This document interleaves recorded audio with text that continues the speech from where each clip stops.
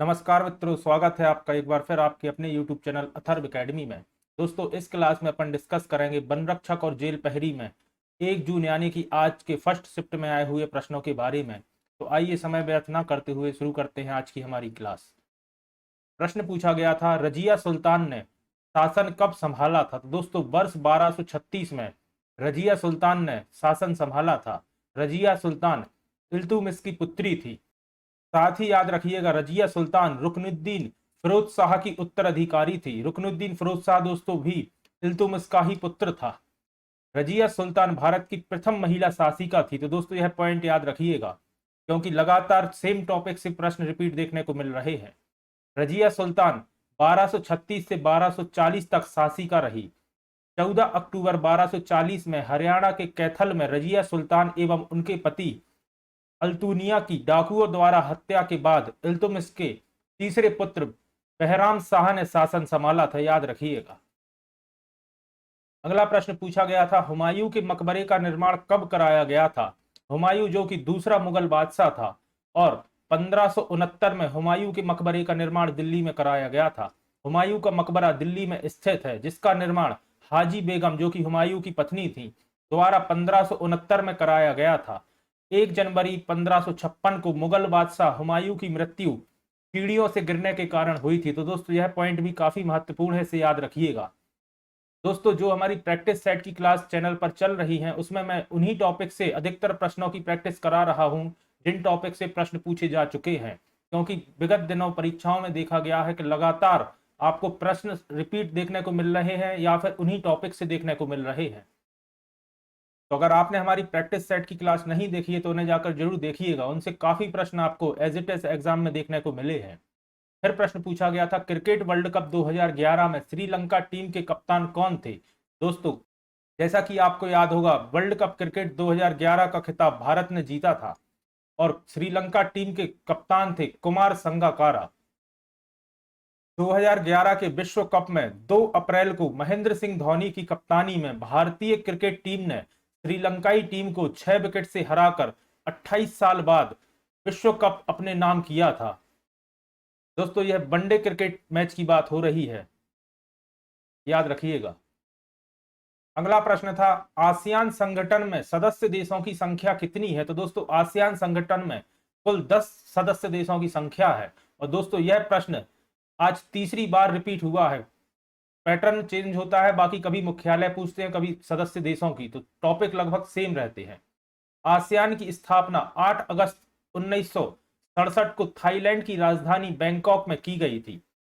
प्रतिवर्ष 8 अगस्त को ही आसियान दिवस के रूप में भी मनाया जाता है, यह भी याद रखिएगा। फिर प्रश्न था, सीएस का रासायनिक नाम क्या है? तो दोस्तों, आप सभी जानते होंगे सीजियम का सिंबल होता है सीएस, सीजियम, और इसका परमाणु संख्या होती है 55।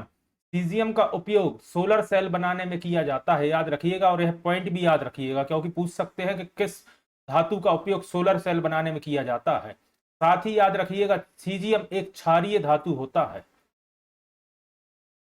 अगला प्रश्न था, संयुक्त राष्ट्र के सासाबाका पुरस्कार को किस क्षेत्र में किए गए कार्यों की मान्यता के लिए दिया जाता है? तो दोस्तों, यह पुरस्कार आपदा न्यूनीकरण के लिए दिया जाता है, याद रखिएगा।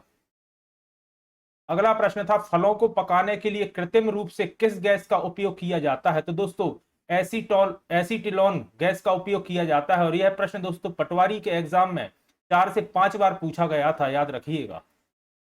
तो पटवारी से भी काफी प्रश्न आपको इस वन रक्षक के एग्जाम में देखने को मिल रहे हैं। अगला प्रश्न था, राइबोसोम की खोज किसने की थी? तो दोस्तों, जॉर्ज पेलेड ने राइबोसोम की खोज की थी। दोस्तों, राइबोसोम को ही प्रोटीन की फैक्ट्री कहा जाता है और यह प्रश्न इस बार के वन रक्षक एग्जाम में 25 या 26 तारीख को पूछा गया था, तो फिर आज इसको रिपीट मान सकते हैं। राइबोसोम कोशिका में प्रोटीन संप्रेषण का कार्य करता है, अतः राइबोसोम को कोशिकाओं की प्रोटीन फैक्ट्री कहा जाता है, याद रखिएगा। फिर प्रश्न था, वायुमंडल में नाइट्रोजन गैस कितने प्रतिशत पाई जाती है? दोस्तों, यह प्रश्न भी एज इट इज 4 बार पूछा जा चुका है। पहले पूछा गया था, एक बार पूछा गया था कि सर्वाधिक मात्रा में कौन सी गैस पाई जाती है, और 3 बार पूछा गया था कितनी प्रतिशत पाई जाती है। तो याद रखिएगा 78% पाई जाती है। अगर एग्जैक्टली बात की जाए तो 78.08% पाई जाती है, लेकिन आप 78 से ही याद रखिएगा इसको। 78% और सर्वाधिक मात्रा में पाई जाती है, यह भी याद रखिएगा दोस्तों। कल मैंने एक एनालिसिस की क्लास बनाई है जिसमें मैंने 25 मई से 30 मई तक सभी प्रश्नों को इंक्लूड किया है, तो आप एक बार वह क्लास देखिएगा, उसमें आपको अंदाजा लग जाएगा कि किस हद तक प्रश्न रिपीट देखने को मिल रहे हैं, और उसकी लिंक आपको ऊपर आई बटन में मिल जाएगी। फिर प्रश्न पूछा गया था मध्य प्रदेश में वर्तमान में जिलों की संख्या कितनी है, तो दोस्तों मध्य प्रदेश में वर्तमान में जिलों की संख्या 52 है। 52वां जिला दोस्तों टीकमगढ़ से अलग करके निवाड़ी बनाया गया था, जैसा कि आप सभी जानते होंगे। और 10 संभाग हैं, याद रखिएगा। 10वां संभाग शहडोल है। 4 मार्च 2023 को मुख्यमंत्री शिवराज सिंह चौहान द्वारा रीवा से पृथक करके मऊगंज एक नया जिला बनाने की घोषणा की गई है, जो कि मध्य प्रदेश का 53वां जिला बनेगा दोस्तों, अभी है नहीं। जनरली लोग ऑप्शन में 53 दिया था और 53 ही लगा के आए हैं, कई लोगों से मेरी बात हुई है, तो याद रखिएगा 52 जिले हैं अभी। अगला प्रश्न था राष्ट्रीय महात्मा गांधी सम्मान से किस समिति को सम्मानित किया गया है, तो दोस्तों अखिल विश्व गायत्री परिवार को राष्ट्रीय महात्मा गांधी सम्मान से सम्मानित किया गया है, और इस सम्मान में दोस्तों 10 लाख की राशि दी जाती है, यह भी याद रखिएगा। फिर प्रश्न था आगत कैसा शब्द है, तो दोस्तों आगत एक विदेशज शब्द है दोस्तों। जो शब्द दूसरी भाषाओं से या विदेशी भाषाओं से लेकर हिंदी में प्रयोग किए जाते हैं उन्हें विदेशज शब्द कहा जाता है, याद रखिएगा। जो शब्द संस्कृत भाषा से एज इट इज लेकर हिंदी में प्रयोग किए जाते हैं उन्हें तत्सम शब्द कहा जाता है, और जिन्हें संस्कृत से लेने के बाद उनमें कुछ परिवर्तन किया जाता है उन्हें तद्भव शब्द कहा जाता है। जो विदेशी भाषाओं से लिए जाते हैं उन्हें विदेशज कहा जाता है, और जो देसी या लोकल लैंग्वेज के शब्द हैं उन्हें देशज कहा जाता है। तो इनसे भी लगातार डेली एक प्रश्न पूछा जा रहा है, तो याद रखिएगा। फिर प्रश्न था इलेक्ट्रॉन की खोज किसने की थी, तो दोस्तों आप सभी जानते होंगे जे थॉमसन ने 1857 में 1897 में इलेक्ट्रॉन की खोज की थी, याद रखिएगा। और अगर प्रोटॉन की बात की जाए तो दोस्तों गोल्डस्टीन ने प्रोटॉन की खोज की थी, और रदरफोर्ड ने प्रोटॉन का नामकरण किया था। तो याद रखिएगा गोल्डस्टीन द्वारा प्रोटॉन की खोज की गई थी और रदरफोर्ड द्वारा प्रोटॉन का नाम रखा गया था, यह याद रखिएगा। और न्यूट्रॉन की खोज 1931 में चैडविक ने की थी। आज इलेक्ट्रॉन पूछा गया है, तो दोस्तों न्यूट्रॉन और प्रोटॉन से भी प्रश्न आने की पूरी संभावना है, तो इन्हें याद रखिएगा। न्यूट्रॉन की खोज 1931 में चैडविक ने, प्रोटॉन की गोल्डस्टीन ने, नामकरण रदरफोर्ड ने, और इलेक्ट्रॉन की जे थॉमसन ने की ही थी, आपने देख लिया। तो दोस्तों ये थे वह प्रश्न जो आज मुझे स्टूडेंट के माध्यम से मिल सके हैं। अगर इसके अलावा भी कुछ प्रश्न मुझे दोपहर वाली शिफ्ट के मिलते हैं तो मैं शाम की शिफ्ट वाली एनालिसिस की क्लास में उन्हें इंक्लूड कर दूंगा। और अथर्व एकेडमी पे चल रही प्रैक्टिस सेट की क्लास और कल वाली क्लास जरूर देखिएगा, जिसमें मैंने 25 तारीख से 30 तारीख के बीच आए हुए सभी प्रश्नों को डिस्कस किया है।